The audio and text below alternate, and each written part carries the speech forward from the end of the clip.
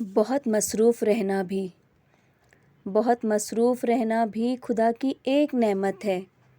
ہجوم دوستاں ہونا، کسی سنگت کا مل جانا، کبھی محفل میں ہنس لینا، کبھی خلوت میں رو لینا، کبھی تنہائی ملنے پر خود اپنا جائزہ لینا،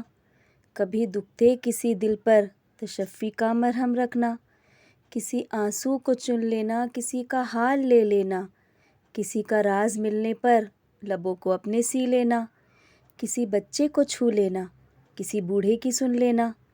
کسی کے کام آ سکنا، کسی کو بھی دعا دینا، کسی کو گھر بلا لینا، کسی کے پاس خود جانا، نگاہوں میں نمی آنا، بلا کوشش ہنسی آنا، تلاوت کا مزہ آنا، کوئی آیت سمجھ پانا، کبھی سجدے میں سو جانا، کسی جنت میں کھو جانا۔ کسی جنت میں کھو جانا خدا کی ایک نعمت ہے،